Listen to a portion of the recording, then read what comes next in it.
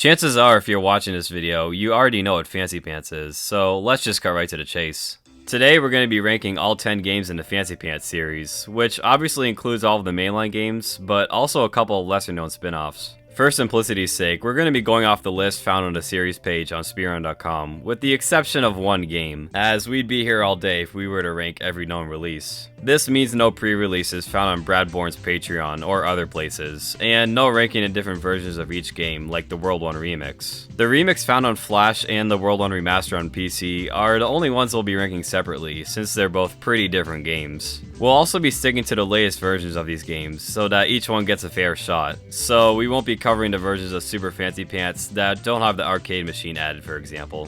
Keep in mind that this list will become outdated soon when games like Super Fancy Pants Chapter 2 release, but if a new list is warranted, then I might update it in a pinned comment or something.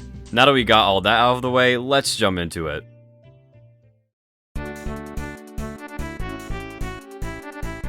Remember how I said that there was one exception to the games I'd be using from the list on speedrun.com? Well, this is it, I guess. At number 10, we have Flappy Dragonbird Thing, a clone of the game Flappy Bird that's based off of this one enemy that appears in World 1. From that description alone, you probably already know exactly what this game is, but this game is honestly way worse than Flappy Bird. Now, obviously this game was just made as a meme, and was probably developed in a single day, but it's only mildly entertaining to play for 5 minutes and never touch again. I would go on, but there is quite literally nothing else to talk about, so let's just move on.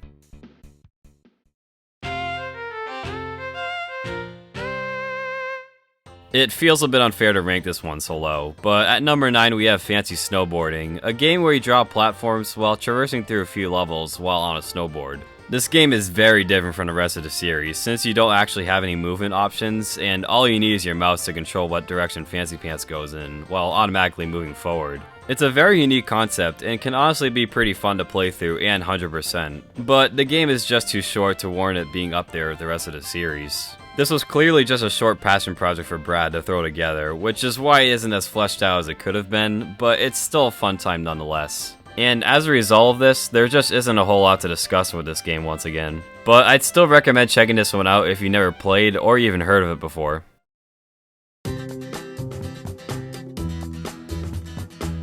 Oh man, I can already see some people getting pissed at me for this. Despite being regarded as one of the first good 2D platformers on Flash, and meaning a lot to millions of people around the world, I have to put World 1 at number 8 here. It is a decently fun game to play through for a few minutes, but when you really take a close look at the game, it's just not very good.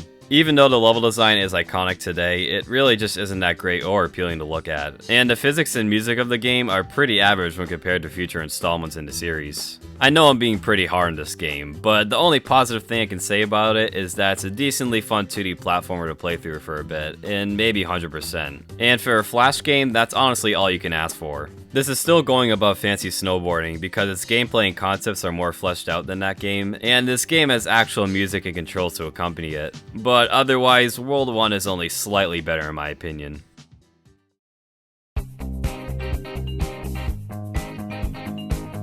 Unsurprisingly, the next one up at number 7 is the World 1 Remix. There's not a whole lot to say about this game, since it's just World 1 again, but with new changes and features, but this one has a lot more merit to it. The physics have been vastly improved, and would be used as a basis for all future games in the series. And the levels have been changed quite a bit, with level 3 literally being torn apart. But the sound design in particular has been stepped up by a lot, and is way better than the original.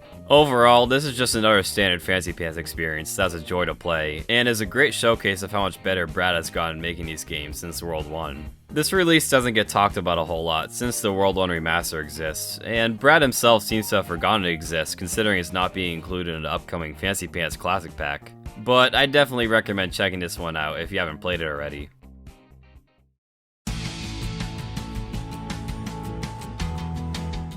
I honestly didn't know where to rank this one, but let me explain.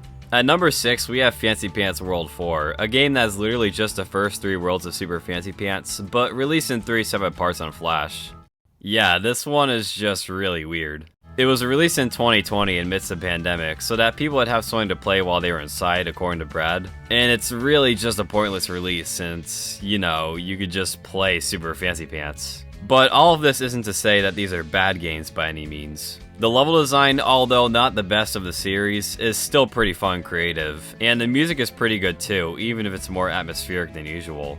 But the physics though, I mean, dear god, they are without a doubt the best in the series, and it makes this game super fun just to mess around in. However, the main problem with World 4 in particular is that you really don't get to see how the game is part of one cohesive world, which is what made Super Fancy Pants stand out from the other games. Instead, it just feels like you're playing through 3 giant levels, which isn't a bad thing, but it's not the most ideal Fancy Pants experience. I'll talk more about this game as a whole once we get to Super Fancy Pants, but just know that World 4 is very solid for a free Flash game. And although this release is utterly pointless, I can't technically say that these aren't fun games to play through.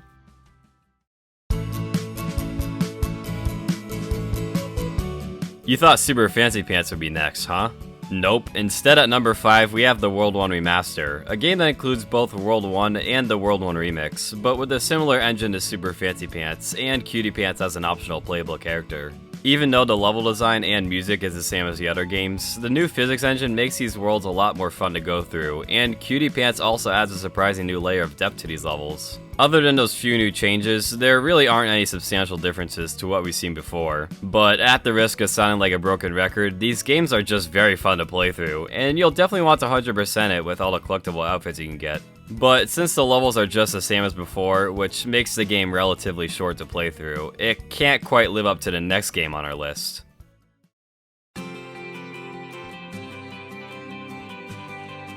At number 4, we have Super Fancy Pants, the latest of the 4 mainline installments in the series. Even though I have almost 400 hours in the game and love speedrunning it because of the amazing physics, I can't honestly say that this is my favorite Fancy Pants game. This game is a whole lot better than World 4 since it actually includes all the levels, and you can see how the world is interconnected. But that last thing is actually not as cool as it could have been. If you want to know most of my feelings on this, I highly recommend checking out this retrospective of the game from this guy called I'm Funny Please Like Me.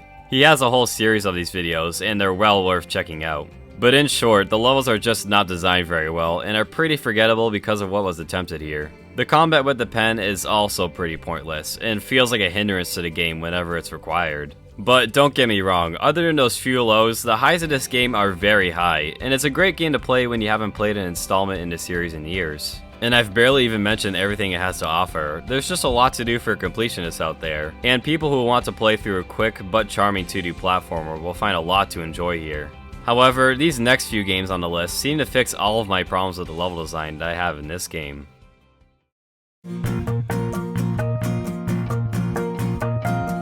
Next up, we have World 3 at number 3, a flash port of the main story of the console and mobile release. Unlike with World 4, this game seamlessly works as a standalone release, and is vastly different from the original. This game has a somewhat interconnected world like with Super Fancy Pants, but the level design here is much more focused and memorable, and the music here is undoubtedly my favorite in the series. Each song strongly invokes the vibe of each level and makes it seem much more lived in, but I can't honestly say that these are the most creative designs in the series. You still got your pretty standard grass, desert, forest, and cave levels, and they feel a bit too reminiscent of Mario games in my opinion. The new combat system with the pencil is also pretty neat, but it doesn't get used enough in my opinion, and could have been a lot better.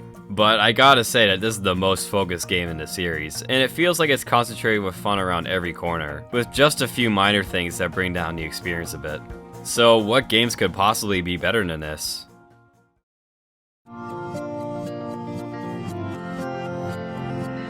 So this game is only technically better than World 3, for the reason that it's just World 3 but with more content. At number 2, the game simply titled The Fancy Pants Adventures was developed in collaboration with the studio EA2D, which allowed for this game to be a big step up in the series. The main story of the game, called World 3, is basically just the same as I talked about before, but with better level art and a couple more levels. And it even includes the original World 1 and 2 remade in this engine. There's also an arcade machine that has a lot of extra content if you wanted. This one takes a pretty long time to 100% complete, and as a result can get a bit tedious when you're missing just one object and have to search through an entire level to find it. The physics engine is also not quite as tight as in World 3, but that's about where my complaints end. The game is extremely polished in its level design, and is unlike any other game in the series so far, but it's still not my favorite in the series.